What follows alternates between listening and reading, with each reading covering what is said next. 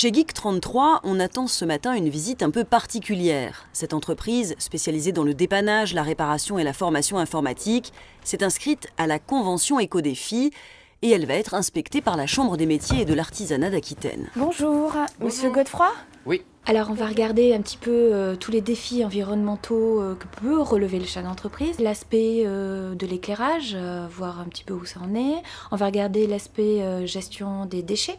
De tri, est-ce qu'il y a un tri sélectif de fait ou pas. Et l'aspect emballage, est-ce qu'il y a du plastique, est-ce qu'il y a du papier. Donc voilà, on va un petit peu balayer tout sans rester trop dans la technique, mais regarder si au quotidien, ces aspects sont faits peut-être sans s'en rendre compte, mais on va les mettre en valeur tout simplement.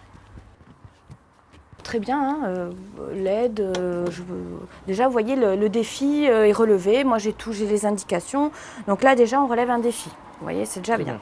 Ce diagnostic balaye donc tous les aspects liés à l'environnement. Sur un total de 20 éco-défis, il faut en relever 3 pour être labellisé sur 2 ans. L'entreprise peut alors communiquer sur son exemplarité auprès de ses clients. C'est pour l'image, c'est aussi personnel. On touche un certain nombre de gens, du plus jeune au plus vieux dans notre domaine, donc de responsabiliser aussi notre client, c'est un défi en soi. À Saint-Médard-en-Jalles, 20 commerçants et artisans sont inscrits à cette convention. Ils valorisent leur engagement, mais deviennent aussi des vecteurs de bonnes pratiques environnementales. C'est l'objectif de la Chambre des métiers et de l'artisanat, trouver une dynamique attractive du territoire en rentrant par la voie de l'environnement. Il existe des reconnaissances comme Imprime-Vert sur les filières de l'imprimerie, sérigraphie et autres.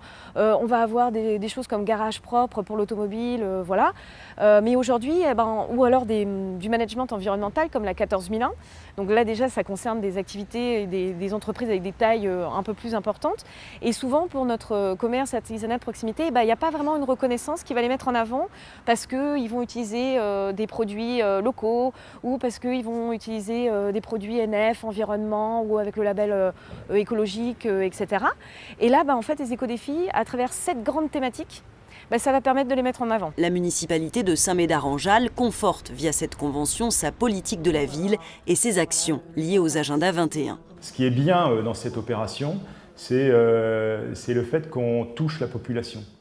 Le commerçant est un relais vis-à-vis de la population. Et l'action municipale, c'est une action pédagogique.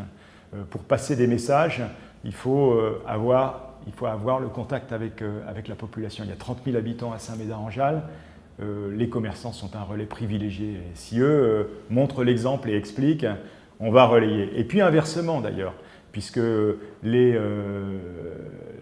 citoyens, les habitants de Saint-Médard qui viennent dans les commerces peuvent aussi réclamer ce label et dans ce cas-là, agir aussi sur leur environnement.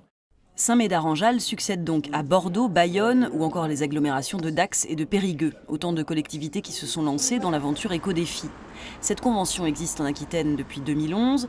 300 artisans et commerçants ont déjà été labellisés sur la région, avec à chaque fois des échanges constructifs avec la population qui favorisent une prise de conscience éco-citoyenne.